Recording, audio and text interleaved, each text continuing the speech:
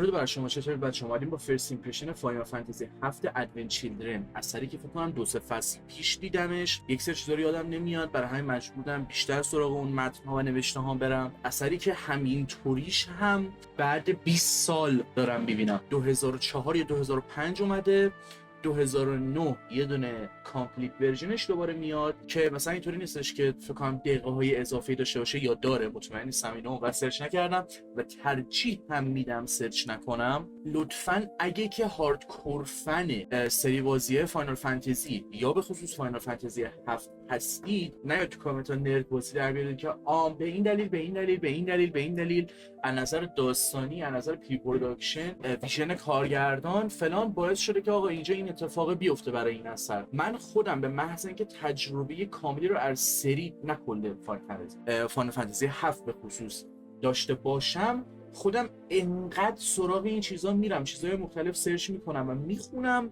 که امیدوارم احتمالاً یک سری برداشتایی که داشتم متفاوت بشه و یک سری سوال ها بهتر جواب داده بشه، یا اینکه آقا این چرا اینطوری بوده، چرا 100 میلیون باجت بعد میگرفته بخواد با این گرافیک بیاد که اون موقع گادلایک بوده ولی در نهایت الان بخواد اذیت کنه. این اذیت رو حالا میگم سر چیه، خیلی ریز واردشون نمیشم به خاطر اینکه خیلی از اون مدت زمانی گذشته که من این اثر رو تجربه کردم، حتی رو حرفایی که اون لحظه زدم هم حساب نمیکنم. همین الانم مثلا اینطوری هم که کاش یه بار دیگه اثر رو میدیدم، اینطوری بودم که سکند ایمپرشن، ولی خب یه چیز دیگه میشد دیگه.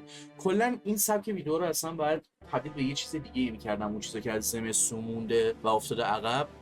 آلسو فاصله با زمستون اونقدر نداریم. یکی از بزرگترین مشکلاش خارج از این که اصلا فاینال فانتزی 7 این ادونت چیلدرن چه مشکلایی داره یا نداره یا کل سری چطوری شلخته پلخته است اینور اونور ریخته، مشکلی که اکثر ویدیو گیم ادپتیشن ها کلا داشتن همینطوری. اصلا ربطی به یه دونه ادپتیشن 1999 چرا مثال میزنم انیمه استریت فایتر یا همین 3-4 سال پیش بخواد ادپتیشن ورلد اف وارکرافت رو در نظر بگیریم، ربطی به این نداره که چقدر قدیمی یا چقدر جدیده. تا همین چند سال پیش انگار هنوز اون فرموله در نیومده بود که ویدیو گیم ادپتیشن هدفش چیه، میخواد چیکار کنه. برای صرفا یه فن سرویس باشه که به طرز جالبی فن سرویس هم نیست و خود طرفدارا بیشتر میزننش، بقیه هم هیچی نمیفهمن، میخواد چیکار کنه. فاینال فانتزی 7 ادونت چیلدرن حداقل به نظر من فن سرویس فوق‌العاده‌ایه به نسبت اینکه چطور بهش نگاه کنیم. شاید حتی یک سری جاها گادلایکه، یعنی یه رنج آقا این خیلی بده تا این خیلی گادلایکی رو میشه راجع بهش صحبت کرد به شکل‌های مختلف. از اون اثرایی که you had to be there، یعنی باید اونجا میبودی، لذت میبردی از این چیزی که داری میبینی. فرض کن مثلا اوج ویژوالی که تو از کلر و فاینال فانتزی 7 میگرفتی این بوده، بعد یهو اولین انیمیشنی که میگیری همچین چیزی رو داره به تو ارائه میده. و اگه اشتباه نکنم I haven't done my research، اولین جایی که یه سری کاراکترها این شکلی ریدیزاین میشن و تو ریمیک یا حالا نسخه ریمستر 2010 اینا یه چیزی نزدیکتر به اینو میگیری. هنوزم نمیتونی اینو بگیری، یعنی تو ریمیک فکر کنم چیز میکنی. مطمئن نیستم، ریسرچ هامو انجام ندادم و نمیخوام انجام بدم به خاطر اینکه به محض اینکه درگیر ریویو میشدم با یه سری هاردکور فن طرف بودم که طرف اینطوری بود که خب ما دو تا داداشیم از بچگی فاینال فانتزی 7 داریم پلی میدیم و مشخصا قراره مختون رو روش بخوره و 700 تا ویدیو داریم. خیلی چیزا میتونم بفهمم مشخصا با دیدن همون ویدیو یا حالا چند تاش، نه حتما 700 تا، ولی خب نه، چند تا چیز طبق معمول دوباره یادداشت کردم بهشون اشاره میکنم. گفتم اذیت میکرد، چیش اذیت میکرد؟ یه سری جاها به خاطر اون شکلی که من خیلی دقت میکنم انگار حالت فریم چشام داره میبینه، یه سری جا واقعا اذیتتون میکنه. یعنی نمیپذیرم کسی بگه نه، یه چیز سابجکتیو نیست مگه اینکه واقعا چونم چشم‌ها شکل دیگه‌ای ببینه برای شما که خب اونم ممکنه. سرعت دوربین، فایت ها، بلور، موشن کامرا، شکل کات ها، جایی که خیلی دوربین نزدیک میشد و یک سری چیزای دیگه تو اون صحنه های فست پیس یه جاهای به خصوصی اذیت میکرد. مثلا فایت سفیروس فوق العاده بود، خیلی خوب بود، خوب در اومده بود، قشنگ انگار مثلا کل باجت رفته بود اونجا. ولی از اون طرف فایتی که تیفا میده قشنگ یه سری جاها چشمم میخواست دنبالش کنه، اینجوری هم که what is going on، چشام اذیت میکنه و خیلی جدی چند نفری داشتیم میدیم. بازم من چند لحظه پاز میکردم اینطوری بودم که آقا اوکی یه لحظه صبر کنید، خب حالا بریم ادامهش. و اصلا هر جور بهش نگاه کنی، یعنی چه نظر اون ویژواله باشه، چه داستانه، چه پخش و پلا، هر چقدر یک چیز مسی و به هم ریخته‌ای باشه بازم خیلی دوست داشتنی. یک سری جاها کوریوگرافی رو میدم جلوم که چقدر فایت خفنی بود. این همون چیزی که من از فاینال فانتزی میخوام. این شکل به هم ریختگی که میگم یه دیویل میکر 5 خیلی بدتر و تو مختره. اونو دارم مثال میزنم که بگم به اون سمت نرفته هنوز، که مثلا بیار بگی آقا تو باید بری CD اینترویو 1 اونجا یه بخشی از داستانو بفهمی، ترتیب اینا یه بار اول 4 3 2 1 یه بار 3 2 1 4، بالاخره داری چیکار میکنی؟ 5 6 تا رمان پریکوئل یا بعد از DMC5 که چی شد که ما رسیدیم به DMC5 یا بعد DMC5 چی داره میشه و همش ژاپنی، هیچ نسخه انگلیسی نداره، فنساب داره و انقدر به هم ریخته است که حتی از عمد هم نبوده. یعنی بازی فاینال فانتزی 7 مثلا اینطوری بوده که آقا ما انقدر کانتنت داریم، انقدر داستانمون زیاده، نمیتونیم مثلا برسونیم، باید مثلا 3 تا گیم بدیم، 3 تا انیمیشن بدیم، 3 تا کتاب بدیم. و الان جالبش اینه دیگه، الان اینطوریه که خب محمد یادت 10 سال پیش یه گیم داشتیم که نمیتونستیم تو 10 تا گیم جاش کنیم، دیگه الان تو 3 تا گیم جاش کنیم، تازه بهش کانتنت بیشتری هم تزریق کنیم، کامل ترش کنیم. like dude استاپ ترای هاردینگ. باز میگم اگه بتونه با یه ظرافت، دقت و هدفمند خودش رو پخش و پلا که نه، ولی مثلا بیاد بگه آقا یه بخشی از داستان من توی کتابه، ولی اینطوری نیستش که تو 3 تا گیم بازی کنی 300 ساعت وقت بذاری هیچی نمیفهمی. این یونیورس من انقدر بزرگه، انقدر چیزهای مختلفی داره که تو هر کدوم از اینا بری هیچ چیز بیشتری میفهمی و شاید بیشتر لذت ببری. نه اینکه خب من 3 تا گیم بهت میدم ولی مثلا تمومش هم نمیکنم، میرم تو انیمیشن تمام میکنم. میگم این هیچ اشکالی نداره وقتی خیلی بهتر از دیویل میکر بخوای این قضیه رو در بیاری، منتها در نهایت ممکنه خیلی از این شکل تجربه خودشون نیاد. منم یه جوریم، یعنی اینطوریم که میتونست 1000 تا راه حل دیگه داشته باشه.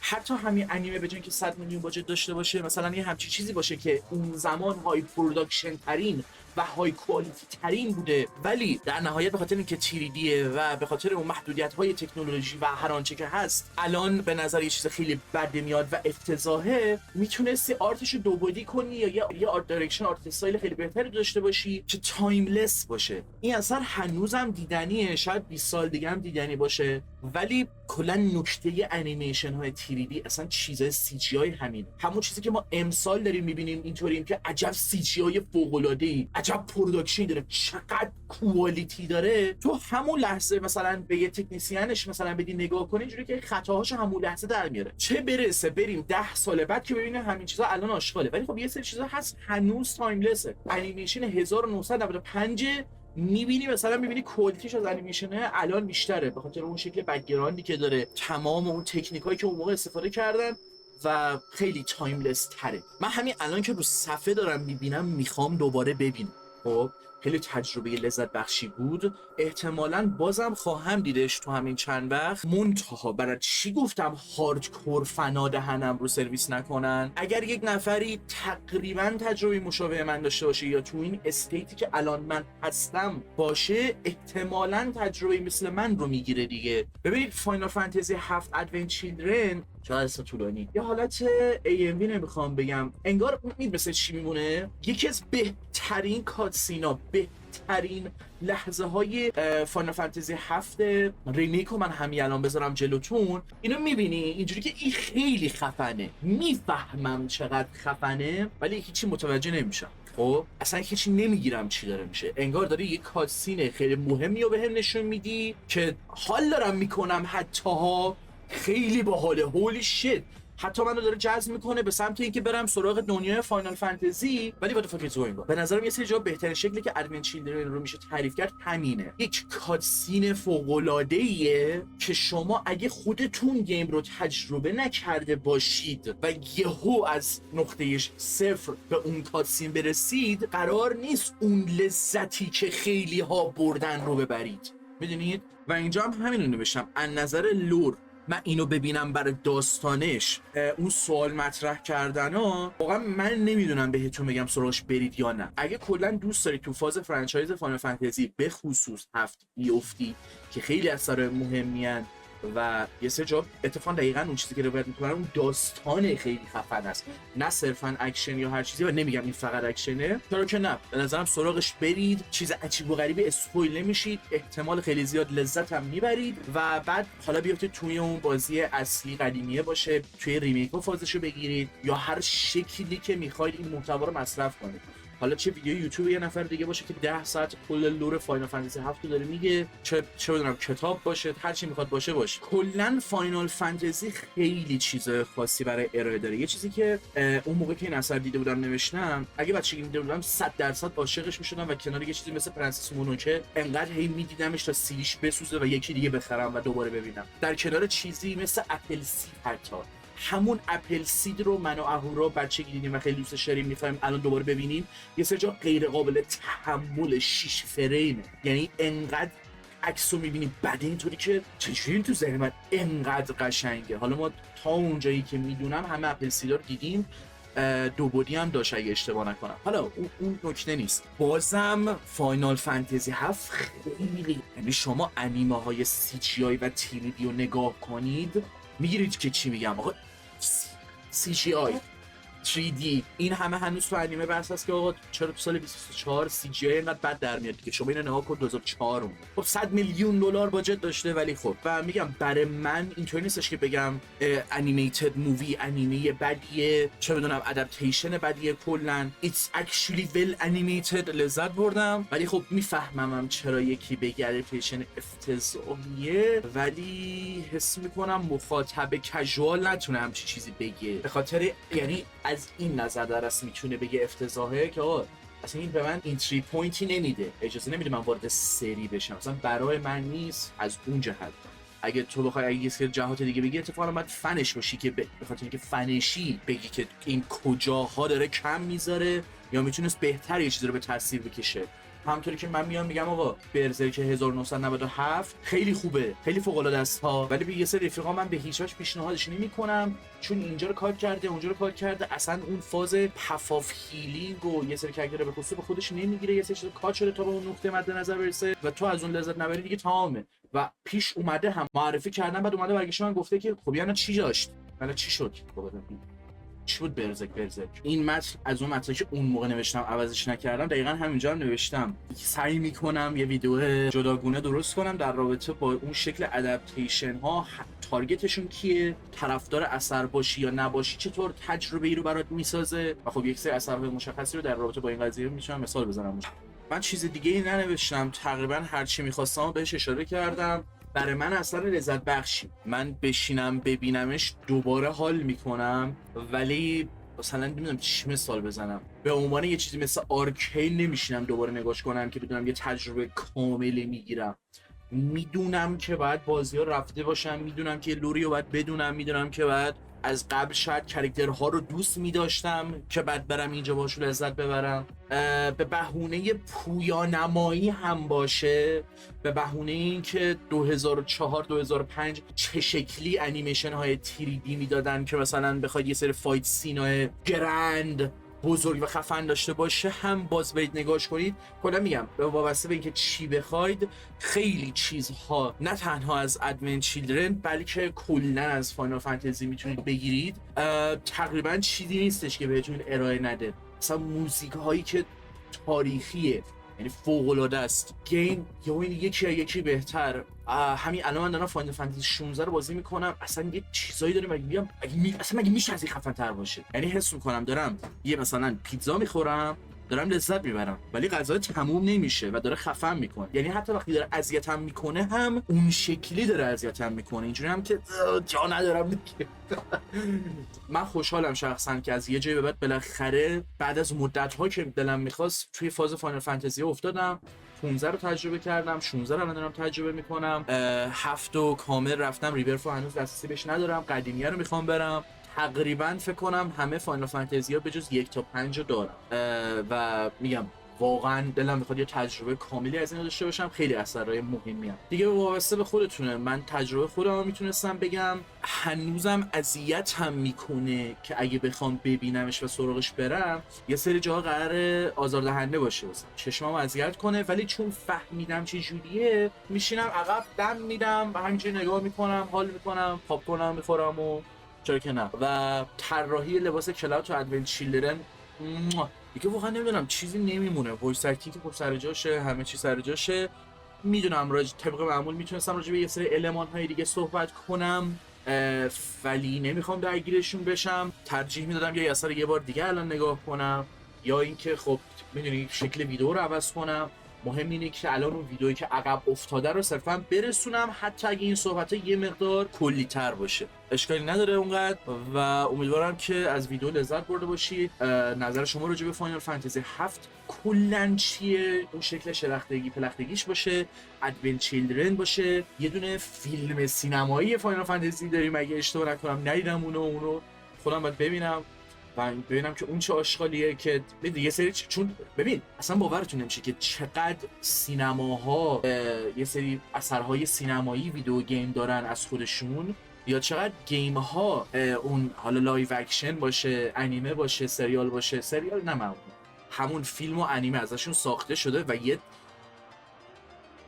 آشغالیه که اصلا اسمش در نیاد، یعنی اصلا بهش اشاره هم نمیشه. یعنی اگه برید نگاه کنید ببینید ما چه فیلمایی داریم از یه سری گیم ها، اینجوری که ویت ما این همه سال داریم لایو اکشن و یه سری چیزا از گیم ها میگیریم درست. بله خیلی قطعا که بالاخره دارم میگم بود از استریت فایتر انیمش بگیر از اون موقع داریم میگیریم تا الان، قطعا خیلی چیزاست.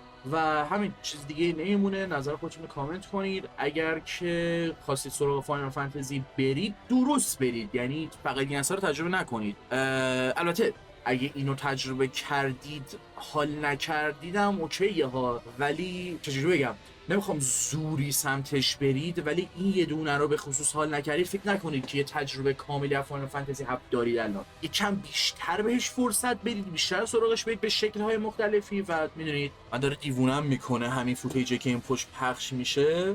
کیفا جونم احتمالاً یا بعد رکورد این ویدیو یا چند تا ویدیو دیگه اگه پشت سرم رکورد کنم برم دوباره فاینال فانتزی رو ببینم، چیز دیگه نمیمونه. بکنم 30 بار گفتم چیز دیگه نمیمونه و خیلی چیزا مونده که هی دارم میگم چیز دیگه نمیمونه. آره قطعا راجع به خیلی چیزا الان صحبت کردم. آره ورلد بیلدینگ، یونیورس، کوریوگرافی، خیلی چیزا میدونم. شب و روزگار خوش. مثلا همینجا هم داره دقیقاً به این اشاره میکنه که این پول بک 6 فریم، اتک 3 فریم. تو 3 فریم یهو اون یه جوری میکشه و جابجا میکنه که چشمتو اذیت میکنه. یه دونه مش زدن تو صورت یارو چند فریم، یارو احتمالاً شمرده دیگه تا دوربین یه مقدار ثابت شه و چشمات اذیت نکنه. این فکرم نزدم، نمیدونم رد کردم، ولی این خیلی مثل که ویدیو خوبیه. احتمالاً بعد همین الان با صدا ببینمش. اینا رو صرفا به عنوان فوتیج میذارم بک‌گراند. Advent Children is a hot mess and I choose to love it. و می تو بادی می تو چند دقیقه است؟ 20 دقیقه است. خودم هم برم این ویدیو رو ببینم دیگه.